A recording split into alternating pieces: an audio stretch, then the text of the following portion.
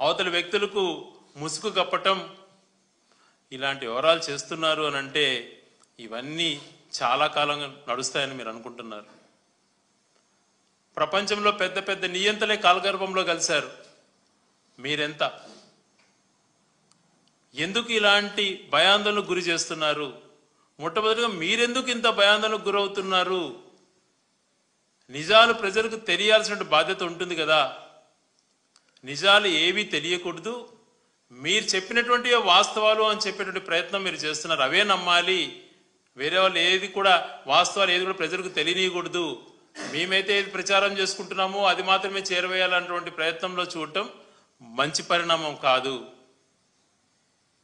మొట్టమొదటిగా మనం తీసుకున్నప్పుడు ఏ తప్పు కూడా మేము చెప్పినప్పుడు ప్రతిపక్షంగా మేము చూపించినటువంటిది వాస్తవమా కాదా చెప్పే ధైర్యం ఉంటే మీరు మమ్మల్ని పిలవండి, మీ దగ్గరికి మేము రావడానికి సిద్ధంగా ఉంటాం.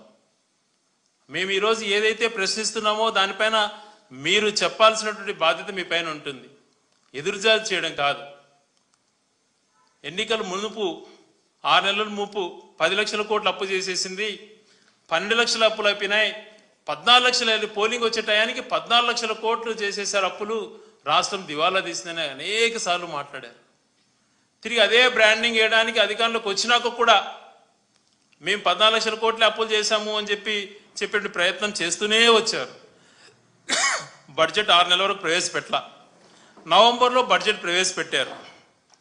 నవంబర్లో బడ్జెట్ ప్రవేశపెట్టినప్పుడు వాళ్ళంతకు వాళ్ళే బడ్జెట్కి సంబంధించినటువంటి అప్పుల యొక్క జాబితాను వాళ్ళే ఆ బడ్జెట్ డాక్యుమెంట్లో పెట్టినటువంటి పేపర్ ఇది.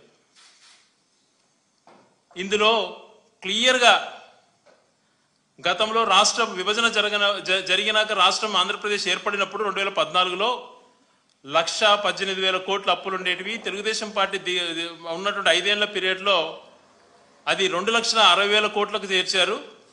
వైఎస్ఆర్ కాంగ్రెస్ పార్టీ ప్రభుత్వం అయిపోయేటప్పటికి 4,91,000 కోట్లు అప్పులు అని చెప్పి క్లియర్గా మెన్షన్ చేయడం కూడా జరిగింది.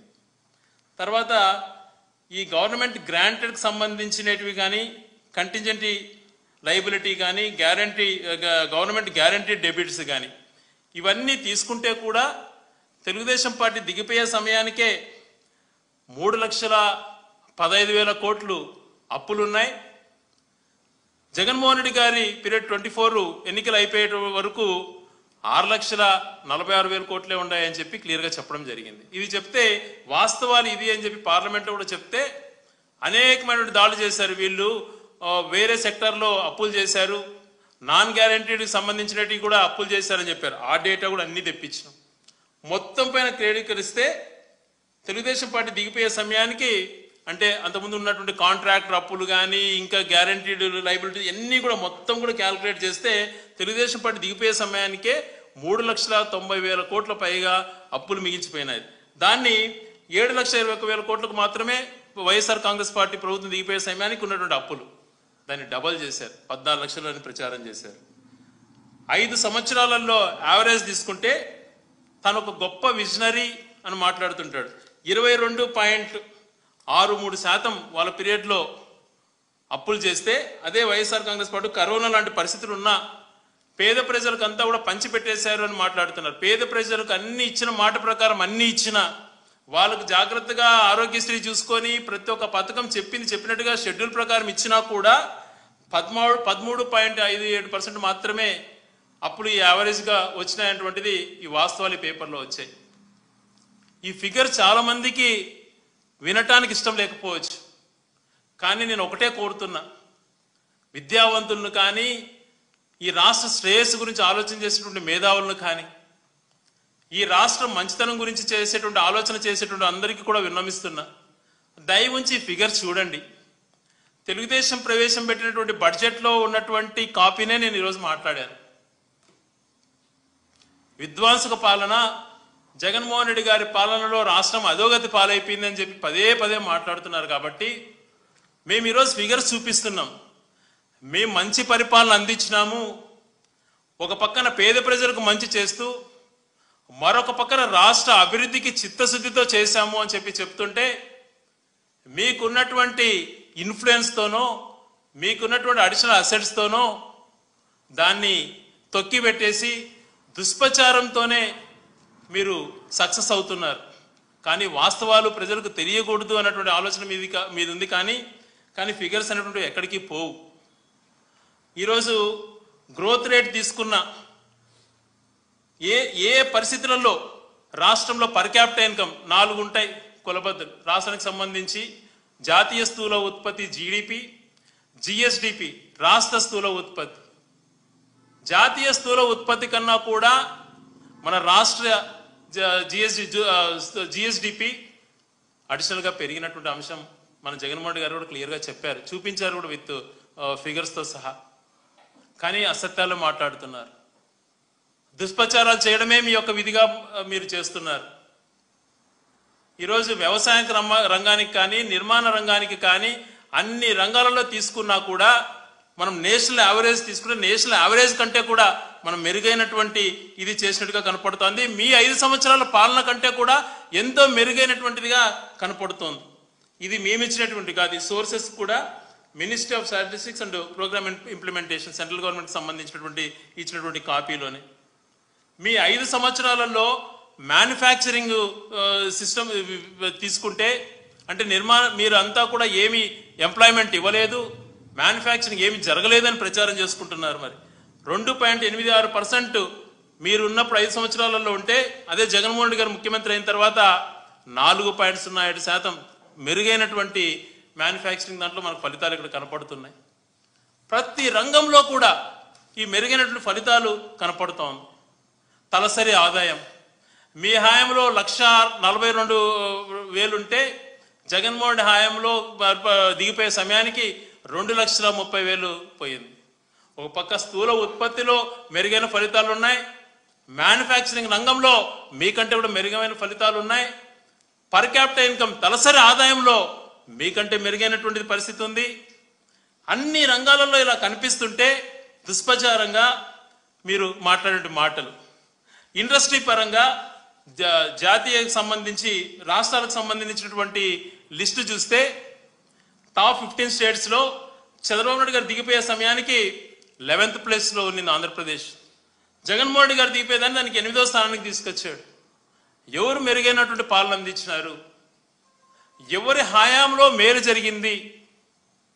తన 5 సంవత్సరాల హయాంలో పేద ప్రజలకు మేలు చేస్తూ సంక్షేమాన్ని అందిస్తూ మరొక పక్కన మీరు ఏదైతే విజనరీ మేమైతే రాష్ట్రాన్ని దశాదిశ చేస్తామని చెప్పేటువంటి మీరు మీకంటే కూడా జిఎస్డిపిలో కానీ మీకంటే నిర్మాణ రంగంలో కానీ మీకంటే ఇండస్ట్రియల్ రంగంలో కానీ మీకంటే తలసరి ఆదాయంలో కానీ అన్నిట్లో జగన్మోహన్ రెడ్డి గారి పరిపాలన మీకంటే కూడా చాలా బాగుంది అని చెప్పి ఇక్కడ ఫిగర్స్ అన్ని నేను ఇచ్చేటివి ఉంటాయి కాదు, రిజర్వ్ బ్యాంక్ ఆఫ్ ఇండియా ఇచ్చినటువంటివి ఉన్నాయి, మినిస్ట్రీ స్టాటిస్టిక్స్ రిపోర్ట్స్ ఉన్నట్టున్నాయి, రాష్ట్ర బడ్జెట్ ప్రవేశపెట్టినటువంటి కాపీసే నేను ప్రజెంట్ చేస్తున్నాను ఇక్కడ. ఇవన్నీ పరిస్థితులు ఇలా కనిపిస్తుంటే కళ్ళ కట్టినట్టు మనకు కనపడుతుంటే మీరు దుష్ప్రచారాలు చేయటం. పార్లమెంటు సాక్షిగా పార్లమెంట్ సభ్యులు అడిగినప్పుడు రాష్ట్రానికి సంబంధించింది క్లియర్గా చెప్పారు. 18-19లో రాష్ట్ర స్థూల ఉత్పత్తి 7.9 లక్షలు ఉంటే 23-4 జగన్మోహన్ గారు దిగిపోయడానికి 13 లక్షల కోట్ల వరకు ఉన్నటువంటిది.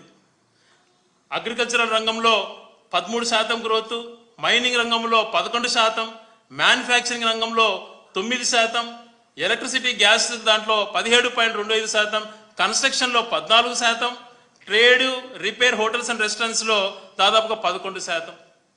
ఇలా మెరుగైనటువంటి ఫలితాలు కనపడ్డాయి. కాబట్టే కొందరు వ్యక్తులు ఈ రాష్ట్ర శ్రేయస్సు గురించి ఆలోచన చేసినటువంటి వాళ్ళు, ఈ రాష్ట్రాన్ని స్టడీ చేసినటువంటి కొందరు వాళ్ళంతకు వాళ్ళే ఫ్లెక్సీలు పెడుతున్నారు. జగన్మోహన్ రెడ్డి గారు చెప్పుకోలేకపోయినాడు, జరిగినటువంటి మంచిది ఇది, నేను ఏ పార్టీకి సంబంధించిన వాడిని కాదు, వాస్తవాలు మీకు తెలియజేస్తున్నాను అని చెప్పి ఫ్లెక్సీలు స్వచ్ఛంగా ప్రజలు ఏర్పాటు చేస్తున్నారు. దీన్ని బట్టి అర్థం చేసుకోండి. ఇవన్నీ పేపర్లు ఎక్కడి నుంచి వచ్చినా ఎక్కడి నుంచి తీసుకున్నాం అటువంటిది కూడా మీరు ఆలోచన చేయండి. ఇది ఎక్కడికి పోయినా పార్లమెంటు సాక్షిగా మినిస్టర్ ఇచ్చినటువంటి రిప్లై ఇవన్నీ కూడా మీరు ఆర్బీఐ దాంట్లో చూసినా కూడా మీకు తెలుస్తుంది. అలాగే చంద్రబాబు నాయుడు గారు నేను గొప్ప విజనరీ అని చెప్పుకునేటువంటి ఈ వ్యక్తి తన పరిపాలన చేసినటువంటి 14 సంవత్సరాలు రెవెన్యూ డెఫిసిటే. 95లో ఎన్టీ రామారావు గారి దింపి వచ్చినప్పటి నుంచి ఎప్పుడు ఆయన హయాంలో రెవెన్యూ సర్ప్లస్ లేదు. మొట్టమొదటిగా రాజశేఖర రెడ్డి గారు ముఖ్యమంత్రి అయిన తర్వాత ఉమ్మడి రాష్ట్రంలో 2005-6 నుంచే అది సర్ప్లస్కు రెవెన్యూ డెఫిసిట్ లేకుండా మనం చూసినటువంటి ఫలితాలు చూస్తున్నాం. తర్వాత రాష్ట్రం విడిపోయిన తర్వాత ఈయన దాన్ని ఛాలెంజ్గా తీసుకొని ఏ రకంగా పరిపాలన చేయాలి, గతంలో ఆయన 10 సంవత్సరాలు ఉమ్మడి రాష్ట్రంలో చేసినప్పుడు రాష్ట్రం ఎలా అల్లకల్లోలం అయిపోయింది, రాజశేఖర్ గారు ఎలా మరుగుపరిచారు, దాన్ని ఆలోచన చేయకుండా తన 5 సంవత్సరాల్లో ఆయన విధ్వంస పరిపాలన చేశాడు. మళ్ళీ పూర్తిగా 1000 కోట్లకు రెవెన్యూ డెఫిసిట్కి పోయింది. ఇలాగా చెప్పుకుంటూ పోతే ప్రతి ఒక్క అంశంలో కూడా మంచి చేసినప్పుడు ఎందుకు మీరు ఇంతగా నెగిటివిటీ క్రియేట్ చేయాలనేటువంటి ప్రయత్నం చేస్తున్నారు? మీ ఆలోచన ఏంటి? ఒక రాష్ట్రానికి బాధ్యతలు చేపట్టిన తర్వాత ఇవే కదా బాధ్యతలు. ప్రజలకు మేనిఫెస్టోలో చెప్పింది ఇవ్వడం ఒక పక్కన, మరొక పక్కన రాష్ట్ర శ్రేయస్సు గురించి ఆలోచన చేయటం. ఈరోజు 7 నెలలు అయిపోయింది. మీరు 2019 మేలో జగన్మోహన్ గారు ప్రమాణ స్వీకారం చేశారు. డిసెంబర్ వరకు ఆయన 2019లో ఈ 7 నెలల పాలనలోనే ప్రజలకు తనెంత ఇచ్చాడు, మీరెంత ఇచ్చారో ఈరోజు ఫిగర్స్ బయట పెట్టండి. జగన్మోహన్ రెడ్డి గారు 7 నెలల్లో ప్రభుత్వ ఉద్యోగాలు ఎన్ని ఇచ్చాడు, మీరెన్ని ఇచ్చారో బయట పెట్టండి. నేను ఛాలెంజ్ చేస్తున్నాను. ఇప్పుడు 7 నెలల పరిపాలనలో గత జగన్మోహన్ గారు పరిపాలన చేసినప్పుడు ఏ రకంగా ప్రజలకు సంక్షేమం అందింది, ఏ రకంగా ప్రభుత్వ ఉద్యోగాలు వచ్చాయి, ఏ రకంగా రాష్ట్రానికి ఆదాయం వచ్చింది, మీ హయాంలో ఎంత వచ్చిందో కంపారిజన్ చూడండి. మరి 1,35,000 ఉద్యోగాలు ఒక 3 నెలలకే ఆయన ఇచ్చినటువంటి చరిత్ర అయింది. ప్రభుత్వ ఉద్యోగాలు పారదర్శకంగా ఎటువంటి ఇది జరగకుండా సింగిల్ మంత్లోనే ఎగ్జామ్స్ అన్ని కూడా అయిపోయినాయి. ఈరోజు 16,000 గత ప్రభుత్వంలో డిఎస్సికి పిలిచినటువంటి ఉద్యోగాలను మీరు హైప్ చేసుకుంటూ నిరుద్యోగులు నిరుత్సాహపరుస్తూ రోజుకు ఒకటి చెప్తూ పోస్ట్పోన్ చేసుకుంటూ అవి కూడా చేయలేని పరిస్థితి మీకుంటే, ముఖ్యమంత్రి అయినటువంటి 3 నెలల్లోనే 1,35,000 ప్రభుత్వ ఉద్యోగాలు ఫిలప్ చేసినటువంటి ఏకైక ముఖ్యమంత్రి దేశంలో జగన్మోహన్ రెడ్డి గారు అన్నటువంటిది మీరు మర్చిపోయి ఉంటారు.